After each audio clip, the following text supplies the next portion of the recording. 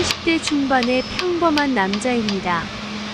올 여름 내내 남들 다 가는 휴가도 못 가고 일만 하고 있었습니다. 저희 회사는 여름이 가장 바쁘다 보니 가을에 휴가를 가야 합니다.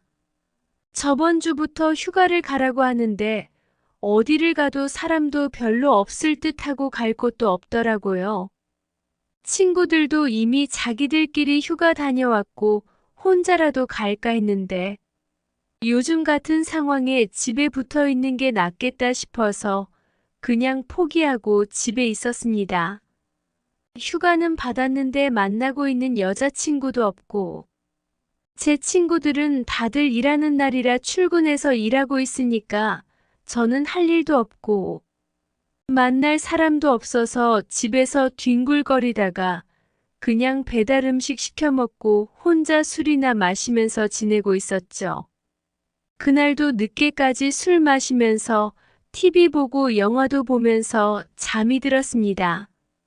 그런데 한참 자고 있었는데 전화가 엄청 울려서 받았더니 젊은 여자 목소리가 들렸어요. 저기, 죄송해요. 301호 사는 여잔데 혹시 아반떼 차주분 되시죠? 라고 묻더라고요. 그때 시간을 보니 새벽 3시였습니다.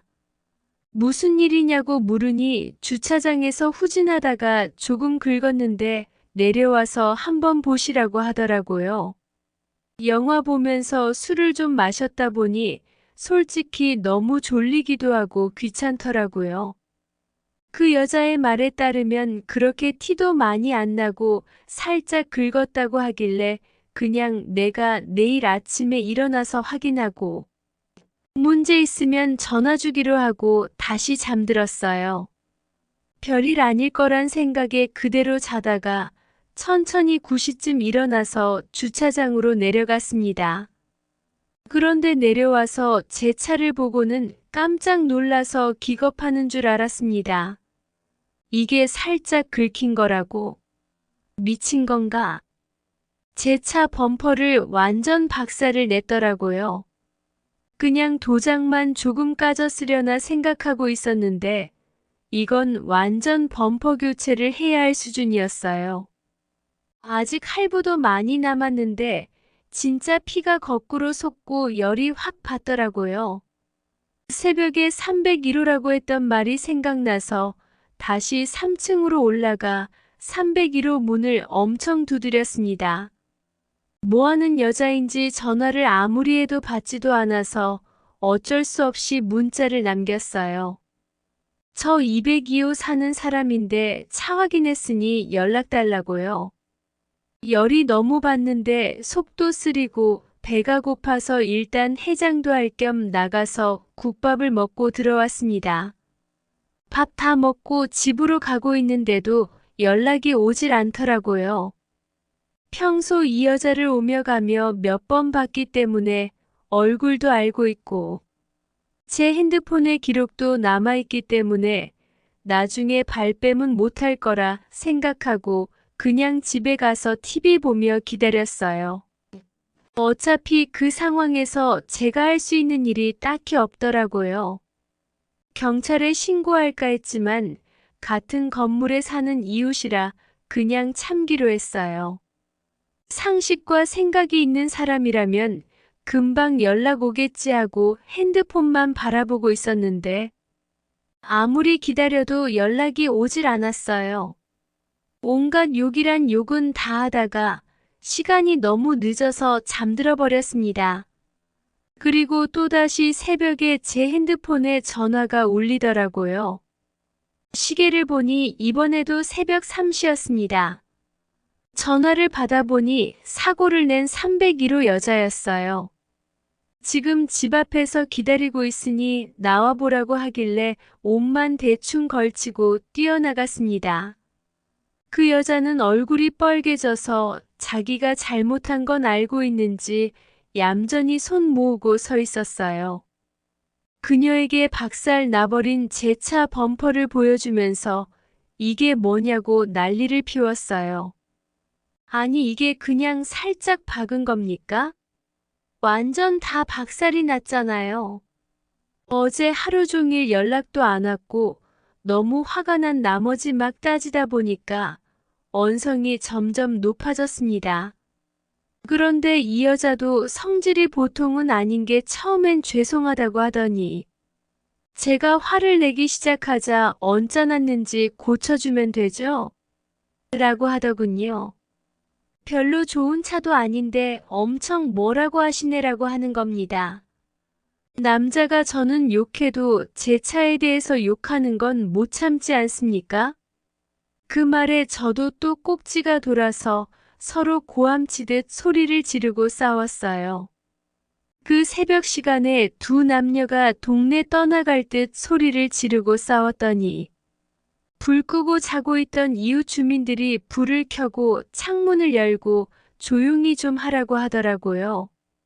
저는 상당히 흥분한 상태라서 신경 끄고 잠들자라고 소리를 질렀는데 301호 여자가 먼저 이성을 찾고는 일단 집으로 들어가서 이야기하자고 저를 끌고 빌라 안으로 들어갔습니다.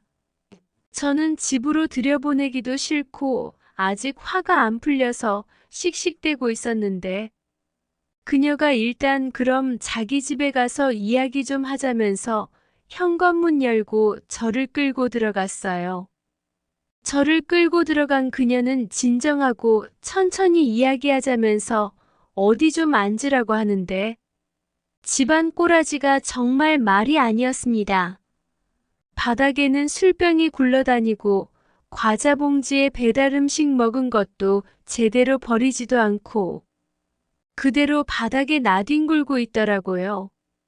살면서 그런 집은 처음 봤습니다. 좀 어디에 앉으라고 하는데 어디에 앉아야 할지 모를 정도의 상황이었어요. 저는 결벽증은 아니지만 평소 깔끔하게 정리하며 사는 스타일입니다. 군대 다녀온 남자들이라면 무슨 말인지 공감하실 겁니다.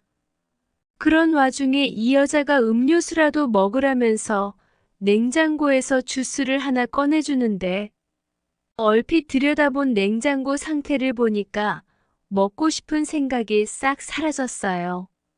일단 옆에다 던져두고 그녀가 수리비에 대한 이야기를 했는데 본인 사정이 있으니 조금만 봐달라고 하는 겁니다. 이 동네 술집에서 일을 하고 있는데 차 수리비를 배상해주고 싶지만 지금 당장 돈은 없고 다음 달 월급이 들어오면 갚겠다고 하더라고요.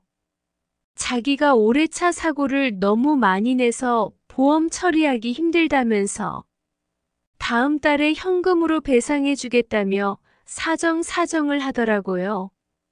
진짜 집안 꼬라지를 보고 그녀의 모습을 보니 답이 안 나오는 상황이었어요. 술집에서 일한다고 하는 그녀의 얼굴은 그래도 예쁜 편이었습니다. 몇 살이냐 물었더니 26살이래요. 시간도 많이 늦었고 이미 잠은 다 달아나 버려서 그녀와 이런저런 이야기를 하고 있다 보니까 조금씩 편해지고 제 화도 다 풀려버렸어요. 대체 집은 왜 이렇게 더럽게 해놓고 사느냐고 제가 물었더니 자기가 치울 시간이 없다고 웃으면서 농담으로 저보고 좀 치워달라 하더군요. 제 성격상 이런 꼴을 못 보기 때문에 쓰레기 봉투를 손에 들고 거실을 대충 치우기 시작했습니다. 쓰레기를 주워 담기 시작했더니 그녀도 민망했던지 옆에서 같이 청소를 했어요. 바닥에 굴러다니는 커다란 쓰레기 몇 개를 주웠더니 금방 거실이 깨끗해 보였습니다.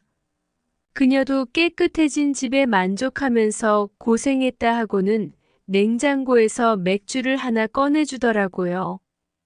집에 물은 없고 맥주밖에 없다면서 부끄럽다는 듯이 웃는데 제가 미쳤지 그 모습이 귀엽게 보였습니다. 둘이서 새벽 늦은 시간까지 이야기를 하면서 냉장고에 있는 맥주를 다 마셨어요. 피곤하기도 해서 나는 집에 들어가서 자야겠다고 일어나려는데 그녀가 술이 모자르다면서 밖에 나가서 사올 테니 더 마시자고 하더군요. 모처럼 이야기도 통하는 친구를 만나서 너무 기분 좋다면서 저랑 술 친구 하자더군요. 그래서 우리는 편의점에 가서 소주랑 맥주를 더 사다가 한 잔 더 마셨어요. 그래도 제가 술을 못 마시는 편이 아닌데 그녀와 같은 템포로 술을 마시다 보니 살짝 취기가 올라왔습니다. 역시 술집에서 일하는 여자라 그런지 주량이 엄청난 것 같았어요. 저는 술도 더 마시기 힘들었고 편하게 이야기나 더 하고 있었는데 갑자기 여자가 먼저 제 쪽으로 슬금슬금 다가오는 게 느껴졌어요. 이 여자가 나한테 왜 이러나 생각하는 그 순간 여자가 갑자기 제게 안기면서 차 수리 비용이 너무 부담된다면서 한 번만 봐달라고 하는 겁니다. 오빠 나 진짜 한 번만 봐주라. 오빠 시키는 건 뭐든지 다 할게. 그녀는 제가 보험 갖고 있을 거 아니냐면서 그 보험으로 수리하고 한 번만 봐달라네요. 그때 이 여자가 왜 나를 집까지 데려와서 술을 먹인 건지 눈치챌 수 있었어요. 정색하면서 무슨 말이냐고 그건 절대 안 된다고 했더니 눈웃음 살살 치면서 온갖 애교를 부리는데 그 웃음에 마음이 사르르 녹아버렸어요. 그녀의 애교 때문에 입가에 미소가 살짝 번졌더니 그 모습을 보고 웃더군요. 돈 안 받기로 한 거다. 라는 말과 함께 저를 끌어안더라고요. 어떻게 해야 할까 고민했지만 여기서 물러서면 남자가 아니죠. 저도 그녀를 끌어안고 키스를 했고 그녀는 연신 좋다고 소리를 질러댔습니다. 우리는 뜨겁게 키스를 했고 그녀와 뜨거운 밤을 보내다가 정신을 그대로 잃었습니다. 아침에 눈을 떴을 때 간밤에 무슨 일이 일어난 건지 기억이 가물가물했어요. 제가 먼저 일어나고 얼마 지나지 않아서 그녀도 눈을 떴습니다. 오빠 소원 내가 들어줬으니까 돈 안 받을 거지. 진짜 끈질긴 여자였습니다. 그래도 약속은 지켜야 하니까 수리비는 안 받기로 하고 보험 처리했습니다. 앞으로 살다 보면 좋은 일이 많이 생길 것 같은 기분도 들었어요. 그 일을 계기로 그녀와 친해져서 지금은 서로의 집을 자주 왔다 갔다 하게 됐습니다. 지금도 제 방 침대 위에서 널브러져 자고 있어요. 나중에 서로 애인이 생기더라도 이런 관계를 유지하기로 했습니다.